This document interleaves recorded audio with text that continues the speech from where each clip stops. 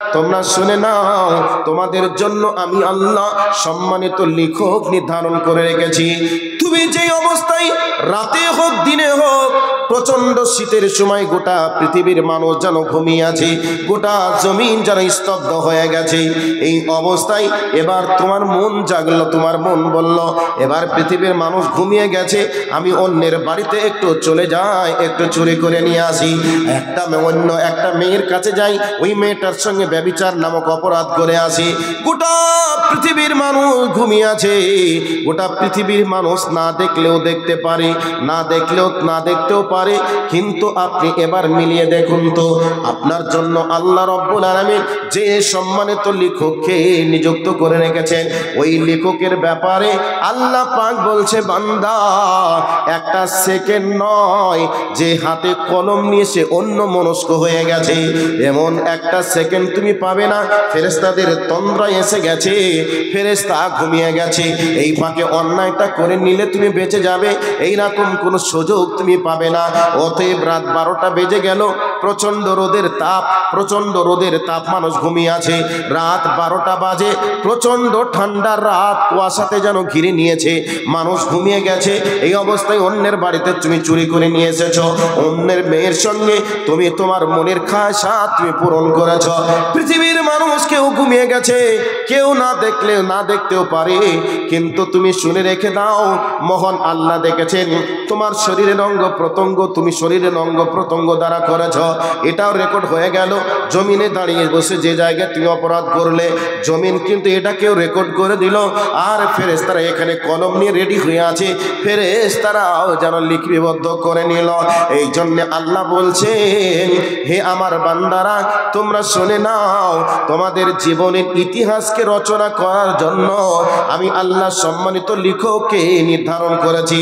আর আমি আল্লাহ 4 রকম পদ্ধতিতে তোমাদের সমস্ত কিছু রেকর্ড করে নিয়ে হাসরের ময়দানে জমা করব। তাহলে এবার আপনাদেরকে 3 নম্বরটাকে ক্লোজ করে দিলাম, 4 নম্বরে চলে যাই। আল্লাহ রাব্বুল আলামিন বলছেন, ইন্নাহু আলিমুম বিজাতিস সুদূর। আল্লাহ রাব্বুল আলামিন বলেন, হে আমার বান্দারা, আমি আল্লাহ এমন প্রত্যক্ষদর্শী রে, আমি আল্লাহ এমন সূক্ষ্ম জিনিসকেও দেখতে পাই যেটা তোমরা খালি চোখে দেখতে পাও না, অনুবীক্ষণ যন্ত্রের সাহায্যেই তোমরা দেখো। তবে ওই অনুবীক্ষণ যন্ত্রের মাধ্যমে তোমরা যেটা দেখো, ওটাকে যদি কোটি গুণ ভাগ করে একটা ভাগ তোমরা ছেড়ে দাও, ওই একটা ভাগকেও আমি আল্লাহ খালি চোখে দেখতে পাই। তবে শুনে রেখে দাও আমার বান্দারা, তোমরা ভালো করে আমার ব্যাপারে তোমরা জেনে রেখে দাও, তোমার মনের ভিতরে এমন একটা কথা এখনো পর্যন্ত লুকোচুরি খেলছে, এখনো পর্যন্ত তোমার স্ত্রী জানে না। শীতের সময় একই বালিশে মাথা লাগিয়ে একই লেপের তলায় তোমরা দুইজনে শুয়ে আছো, তোমার স্ত্রী এমন একটা কথা ভাবছে, ওই কথাটা তুমি স্বামী হিসাবে এখনো তুমি জানতে পারোনি। তুমি স্বামী, তোমার অন্তরের ভিতরে এমন একটা কথা যেন লুকোচুরি খেলছে, তোমার স্ত্রী জানতে পারেনি। তোমার স্ত্রী না জানলে কি হবে, তোমার স্বামী না জানলে কি হবে? তবে শুনে রেখে দাও, আমি আল্লাহ তোমার অন্তরের লুকোচুরি করার খবরটা আমি আল্লাহ রব্বুল আলামিন জানতে পারি। এই জন্য আল্লাহ রব্বুল আলামিন বলেন, বান্দারে, তুমি যে কর্মটা করছো, ওই কর্মটা আমাকে রাজি করার জন্য করছো নাকি আমাকে রাজি না করে লোক দেখানোর জন্য করছো, এটা আমি জানতে পারি। অতএব বান্দা, তুমি শুনে রেখে দাও, তুমি যেথায় যে অবস্থায় যে কর্ম করবে, সমস্ত কর্মের খবর আমি আল্লাহ রব্বুল আলামিন জানতে পারি। আমার ভাই, আমার বন্ধুরা, পৃথিবীর মানুষের চোখে ফাঁকি দিয়ে কোন রোজাদার ব্যক্তি ঘর বন্ধ করে দিল, ঘরের জানালাও বন্ধ করে দিল, ওই ঘরের ভিতরে কিছু পানি খেয়ে নিল, তবে খাবার খেয়ে নিল। দুনিয়ার মানুষকে আমি বলতে পারি আমি রোজাদার, কিন্তু এই রোজাদার কি না এটা আল্লাহর সামনে প্রকাশ করা যাবে। ভাই, যাবে? আল্লাহ দেখতে পাবে না? আল্লাহর কাছে কি ফাঁকি দেওয়া সম্ভব হবে? হবে না। এখন বর্তমান সময়ে অনেক কিছু মানুষ করে, পুলিশের হাত থেকে বাঁচার জন্য মেলা রকমের পথ পন্থা অবলম্বন করে। তো পুলিশের চোখে হাজার রকমের অপরাধ থেকে বাঁচলেও বাঁচা যেতে পারে, কিন্তু আল্লাহর চোখে ফাঁকে দিয়ে একটা সুদ চুরি করে বাঁচতে পারা যাবে? অসম্ভব। আমি কোনো কথা বলি, যেই কথা কাউকে হিট মেরে বলি, কাউকে তুচ্ছ তাচ্ছিল্য করে বলি, সেই তুচ্ছ তাচ্ছিল্য করে বলার কথাটা মানুষ না বুঝলেও আল্লাহ বুঝেন কি বুঝেন না? আল্লাহ বুঝেন। এই জন্য আল্লাহ রাব্বুল আলামিন বলেন, বান্দা তোমার অন্তরের ভিতরে কি লুকোচুরি খেলছে এই খবরটা কেউ না জানলে আমি জানি। অতএব এমন কোনো কথা, এমন কোনো কাজ, এমন কোনো অন্যায় তুমি করিও না যেই খবরটা আমি আল্লাহ জানবো না। কাজেই আমি আল্লাহ সব কিছু জানি, সব কিছু দেখি, সব কিছু শুনি। ইন্নাহু আলিমুম বিজাতিস সুদূর। আল্লাহু সামিউম বাসীর। তিনি শোনেন, তিনি দেখেন। এই ব্যাপারে আকীদা বিভাগ থেকে একটু ছোট্ট করে বলছি আল্লাহ সম্পর্কে। কি? আল্লাহ সম্পর্কে একটু ধারণা নেওয়ার জন্য আপনাদেরকে বলছি। কি বলছি ভালো করে শুনে নেন।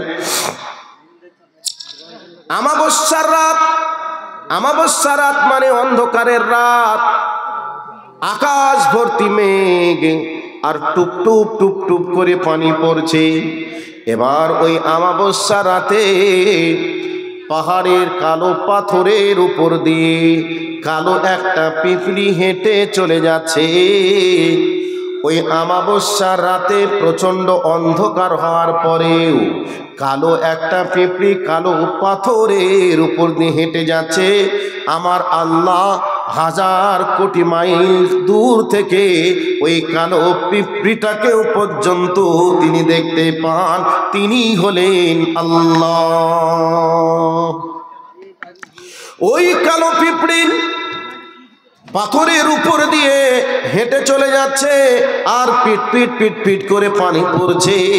ওই পিট পিট পিট পিট করে পানি পড়লে ছোট্ট ছোট্ট জিনিসের আওয়াজগুলি শোনা যায় না, কিন্তু ওই পিঁপড়ির পায়ের আওয়াজ যে হচ্ছে ওই আওয়াজটা পর্যন্ত আল্লাহ রব্বুল আলামিনের কানে চলে যায়। এই জন্য আল্লাহ বলছেন আল্লাহু সামিউম বাসীর। তিনি শুনতেও পান, তিনি দেখতেও পান। তাহলে ওই আমাবস্যার অন্ধকার রাত্রিতে কালো পাথরের উপর দিয়ে কালো পিঁপড়িটা হেঁটে চলে যায়। ওই পিঁপড়িটাকেও পর্যন্ত আল্লাহ দেখতে পান, এই জন্য তিনি বাসীর। আর ওই পিঁপড়ির আওয়াজটা শুনতে পায়, পানির আওয়াজ শোনার পরেও তিনি ওই পিঁপড়ির পায়ের আওয়াজটাকেও শুনতে পান, এই জন্য তিনি হলেন সামিউন, তিনি শুনতেও পান। তাহলে আল্লাহ রব্বুল আলামিনের চোখে ফাঁকি দিয়ে আমরা এমন কোনো কাজ করতে পারবো না যেই কাজের খবর আমার আল্লাহর কাছে নেই। সম্মানিত উপস্থিতি, আপনাদেরকে আর একটু বলে দিই, মহাসমুদ্রের তলদেশে, মহাসমুদ্রের তলদেশে ছোট্ট একটা পিঁপড়ি, ছোট্ট একটা মাছ, আর ছোট্ট হতে পারে একটা পতঙ্গ পাহাড়ের ভিতরে পাথরের আড়ালে আটকা পড়ে গেছে। ওই পাথরের আড়ালে আটকা পড়ে যায়। ওই আটকা পড়ে যাওয়া অবস্থায় ছোট্ট মাছটি বিপদে পড়ে আল্লাহকে বলছে, মাবুদ রে, আমি পাথরে আটকা পড়ে গেছি, আমি বিপদে আছি, মাবুদ তুমি আমাকে বিপদ থেকে বাঁচাও। আল্লাহ বলছে, বান্দারে শুনে রেখে দাও, আমি আল্লাহ যদি ওই পিঁপড়ির ওই মাছের আওয়াজটা যদি শুনতে না পাই, তাহলে সেই প্রাণীটা, সেই মাখলুকটা আমাকে আল্লাহ আল্লাহ বলে ডাকবে। আর আমি যদি শুনতে না পাই, তাকে ওই বিপদ থেকে কে বাঁচাবে? এই জন্য আমি আল্লাহ ওই গভীর পানির সমুদ্রের তলদেশের ছোট্ট একটা মাছের আওয়াজ পর্যন্ত আমি আল্লাহ শুনতে পাই। আর একটা ছোট্ট ছোট্ট একটা পতঙ্গ ওই মহাসমুদ্রের তলদেশে আটকা পড়ে গেছে, তার এবার ক্ষুধা লেগেছে, বন্দী হয়ে আছে, খাবারের যন্ত্রণা এসে গেছে। এই অবস্থায় সে আমাকে রাস্তা রাজ্জাক, রুজিদাতা, হে রাজ্জাক, হে রুজিদাতা বলে ডাকবে। আর আমি যদি শুনতে না পাই তাহলে তার মুখে কে খাবার তুলে দেবে? এই জন্য আমি আল্লাহ হাজার কোটি মাইল দূর থেকে পানির তলদেশে ছোট্ট ওই মাছের বা পোকার আওয়াজটাও আমি শুনতে পাই, আর আমি আল্লাহ তার রুজিটা ওখানে পৌঁছে দিই। যদি আমি শুনতে না পাই তাহলে আমি রাজ্জাক কি করে হলাম, আমি সামিউন কি করে হলাম? আর যদি শুনতে না পাই আমি তাকে কেমন করে রুজি দেব? আর দেখতে যদি না পাই তাহলে আমি কোন নেটওয়ার্কের মাধ্যমে, কোন গুগলের মাধ্যমে আমি আল্লাহ তার কাছে খাবার পৌঁছে দেব? এই জন্য আল্লাহর চোখে ফাঁকি দিয়ে এমন কাজ করা যাবে না যেই কাজের খবর আমার আল্লাহর কাছে থাকে না। অতএব এই 4 রকম পদ্ধতিতে বিচার চলবে।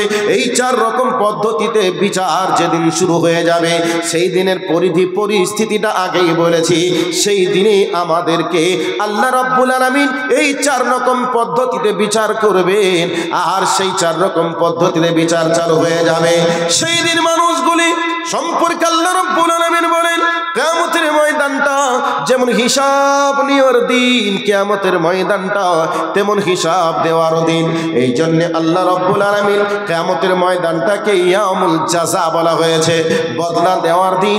আজকে রাত জেগে আপনারা এই ময়দানে বসে আছেন যদি উদ্দেশ্য আল্লাহকে রাজি করার হয়, আর এই উদ্দেশ্যে মসজিদ বানানোর জন্য যদি 5টা টাকাও দান করেন, এই 5টা টাকার হিসাব আল্লাহর কাছে থাকবে। আল্লাহ আপনাকে এই দিনের হিসাবটা বুঝিয়ে দিবেন। এই জন্য হিসাব কিয়ামতের ময়দানটাকে ইয়াউমুল জাযা বলা হয়েছে।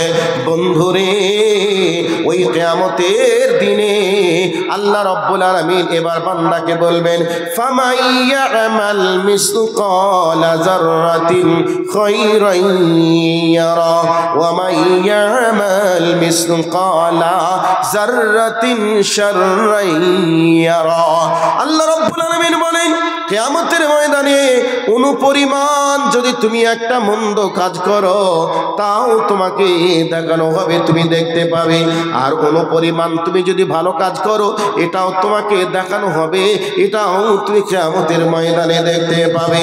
এই জন্য আল্লাহ রাব্বুল আলামিন পবিত্র কোরআনুল কারীমের মধ্যে বলছেন, হাশরের ময়দানে মানুষ যে অন্যায় যা কিছু করেছে তাদের জন্য একটা আমলনামা তৈরি করা হবে। ওই আমলনামাটা তৈরি করার পরে আল্লাহ রাব্বুল আলামিন এবার বান্দার হাতে শুধু তুলে দিবেন, আর বান্দাকে বলবেন, ইকরা কিতাবাক ওয়া কাফা বিনাফসিক। আল্লাহ রাব্বুল আলামিন তিনি বলছেন, কিয়ামতের ময়দানে বান্দার হাতে আমলনামাটা তুলে দিবেন, আর আমলনামাটা তুলে দিয়ে বান্দাকে বলবে, বান্দারে তোমার জীবনে তুমি যা কিছু করেছো, ভালো মন্দ যা কিছু করেছো সব এখানে লিপিবদ্ধ করা আছে, এবার তুমি পড়ে দেখো। এই অবস্থায় এবার আপনাদের প্রশ্ন হতে পারে, মাওলানা সাহেব সেটা কোন ভাষায় লেখা থাকবে? আমরা তো বাঙালি, আমরা বাংলা ভাষা জানি, যদি আরবি ভাষায় হয় তাহলে তো আমরা পড়তে পারবো না। তবে কোন ভাষায় লেখা থাকবে একটু কি বলা যাবে? কিন্তু আল্লাহ রাব্বুল আলামিন বলছে, বান্দা সেদিন তোমাকে টেনশন করা লাগবে না, তোমার আমলনামা তুমি নিজেই পড়তে পারবে। এখন যদি চিঠি চলে আসে আরবিতে, মৌলভী সাহেবদেরকে খুঁজি যে আরবিতে চিঠি, মৌলভী সাহেবকে দিই, তাহলে মৌলভী সাহেব পড়তে পারবে কি আছে। বাংলাতে আসলে বাংলা যে ভালো বোঝে তার কাছে নিয়ে যাবে, যদি ইংরেজিতে আসে তাহলে মাস্টারের কাছে নিয়ে যাবে, তাদের কাছ থেকে অনুবাদ করিয়ে নেয়। কিন্তু হাশরের ময়দানে আল্লাহ যে আমলনামাটা দিবেন, সেই আমলনামাটা কিসের হবে? আমলনামাটা কি ভাষায় লেখা থাকবে? বাংলায় নাকি আরবি নাকি উর্দুই? না, আল্লাহ বলছে যে ভাষাতেই থাকুক না কেন তোমার আমলনামাটা তুমি নিজেই পড়তে পারবে। যদি পড়তে পারি তাহলে তার কোনো সমস্যা নেই। এই অবস্থায় মানুষ পড়বে, পড়ার পরে এবার মানুষ অবাক হয়ে যাবে, হয়রান হয়ে যাবে। মানুষ এবার আশ্চর্য হয়ে মুখ খুলবে, মালি হাযাল কিতাব লা ইউগাদিরু সাগীরাতা ওয়ালা কাবীরা। সেদিন মানুষ অবাক হয়ে, হয়রান হয়ে মানুষ সেদিন বলবে, আয় আল্লাহ, কি আশ্চর্য ধরনের আমলনামা তুমি প্রস্তুত করে রেখেছো, যেই আমলনামার ভিতরে ছোট্ট একটা পাপ করেছি তাও লেখা রয়েছে, ছোট্ট একটা ভালো কাজ করেছি তাও লেখা রয়েছে। কি অবাক! এভাবে মানুষ সেদিন অবাক হয়ে যাবে, হয়রান হয়ে যাবে। সম্মানিত উপস্থিতি, হাসরের ময়দানের খাতারনাক পজিশন, সেই পজিশনের ওপরে দাঁড়িয়ে থাকা লাগবে আমাকে আর আপনাকে। সেই দিনের পজিশনের ব্যাপারে একটু কি ভাবনা চিন্তা আমাদের হয়? যদি ভাবনা চিন্তা হয়, হাসরের ময়দানের ব্যাপারটা নিয়ে একটু যদি আমরা ভাবি, তাহলে দুনিয়াকে প্রাধান্য না দিয়ে আখেরাতকেই আমরা প্রাধান্য দেব। দুনিয়া তো 50, 60, 70 বছর, এর বেশি তো আর কিছু নয়। আর এই 50-60 বছরের সুখের জন্য হালাল হারাম মানবিচ না করে টাকা হলেই হলো, অন্যের পকেটে টাকা আমার পকেটে গেল, অন্যের সম্পদকে জোর করে দখল করলাম, তাহলে এইগুলি আমি ভোগ কতদিন করব? বড়জোর 50 থেকে 60 বছর। যদি হাসরের ময়দানের ভাবনা চিন্তাটা একটু অন্তরে এসে যায়, তাহলে দুনিয়ার প্রতি প্রাধান্য মানুষ দিবে না, বরং আখিরাতের প্রতি প্রাধান্য দিবে। আর এই প্রাধান্য দেওয়াতেই মানুষ শূন্য মসজিদ থাকবে না, বরং মসজিদ প্যাকড আপ হয়ে যাবে। কিন্তু আমরা শুনি, কান ঝাড়া দিয়ে চলে যায়, শুনি আর ভাবি হয়তো এগুলা হলেও হবে, আমাদের জন্য নয়, হতে পারে আমার আল্লাহ আমাকে ছাড় দিয়ে আরশে আজিমের নিচেই আমাকে ছায়ার ব্যবস্থা করবে।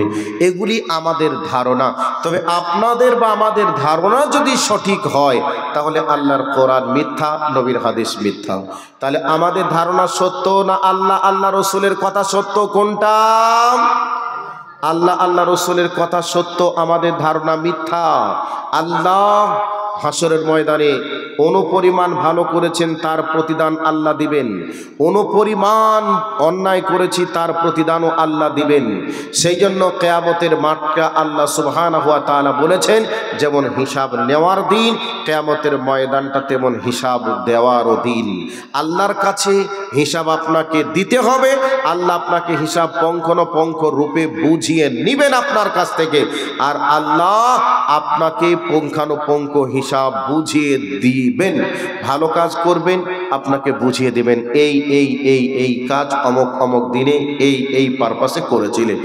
আর মন্দ কাজের হিসাবটা তুমি আমাকে দাও, তুমি কিভাবে করেছিলে। সেদিন আমি বলবো, মিথ্যা কথা বলবো, মিথ্যা কথা বলে কি কোনো রাস্তা, উপায়, বুদ্ধি খুঁজে পাওয়া যাবে না। একটা উদাহরণ দিই। উদাহরণ হলো, আমাদের যিনি সভাপতি, উদাহরণস্বরূপ বলছি, তো সভাপতি সাহেব বাড়িতে শুয়ে আছেন, আর আমার মতো মোটা বুদ্ধির একজন চলে গেল চুরি করতে। তো এই অবস্থায় আমার হাতে একটা অস্ত্র আছে, ওনার বাড়িতে ঢুকে গেলাম। উনি ফ্যাল করে চেয়ে দেখছেন যে এখন যদি আমি কিছু বলি তাহলে চাকু দিয়ে আমার প্রাণ কেড়ে নিবে, আমি মরেও যাব, আমার সম্পদও চলে যাবে। এই ভাবনা চিন্তায় ভয়ে বেচারা মুখ খুলছেন না। তো এবার ওনার বাড়িতে যা যা দামি সম্পদ গোছ করে নিয়ে ব্যাগে ভরে চলে গেলাম। এই অবস্থায় সকাল সকাল ফজরের নামাজে চলে গেলেন উনি। গ্রামবাসীকে উদ্দেশ্য করে বলছেন, হে আমার গ্রামবাসী, আপনাদের কাছে একটা অভিযোগ রয়েছে। কি অভিযোগ? যে মাওলানা ইবাদুল্লাহ আমার বাড়িতে এই এই এই জিনিসগুলি চুরি করে নিয়ে গেছে। এবার গ্রামবাসী বলবে, ইবাদুল্লাহ নিয়ে গেছে, তার প্রমাণ কি আছে? উনি নিজে বলবেন, আমি দেখেছি। গ্রামবাসী বলবে, দেখলে তো কোনো সমস্যাই নেই, তাহলে বিচার তো ঠিকই আছে, চলো বিচার হবে। তো এবার আমার ছোট ভাই তামিজউদ্দিন সাহেবকে বলে দিল, যা ইবাদুল্লাহকে ডেকে নিয়ে আই। তো উনি এবার ইবাদুল্লাহকে ডাকতে চলে গেলেন। সেনাবাহিনী ডিপার্টমেন্টে চাকরি করে, মনে বড় সাহস আছে। এই অবস্থায় উনি ডাকতে গিয়ে আমি আসবো কি আসবো না ভাবনা চিন্তা চলছে, উনি আমার বগলে হাত দিয়ে টেনে হিঁচড়ে নিয়ে আসছেন, চল যেতে হবে। এবার জনগণ যেখানে বসে আছে সেখানে আমাকে নিয়ে উপস্থিত হলো। এই অবস্থায় জনগণ বলছে, তুমি কি মৌলানার বাড়িতে, সভাপতি সাহেবের বাড়িতে চুরি করেছো গত রাত্রিতে? না তো আমি চুরি করিনি। কে বলেছে আমি চুরি করেছি? চোরের মায়ের বড় গলা, না আমি চুরি করিনি। এবার সভাপতি সাহেব বলবে যে না তুমি চুরি করেছো। এই অবস্থায় সভাপতি সাহেবকে যুক্তি দিয়ে বলবো, যে চুরি করেছি তার প্রমাণ কি আছে? তো বলবে চুরি করেছি তার প্রমাণ আমি নিজে আমি দেখেছি। তো দেখেছো তো তখন কেন বলোনি, এখন কেন বলছো? এরকম চোর কিন্তু যুক্তি দেখাবে, দেখাবে কি দেখাবে না? দেখাবে। এক পর্যায়ে সভাপতি সাহেব বলছে তুমি যা বলছো ঠিকই বলছো, তবে চলো তো একটু আমার বাড়িতে চলো।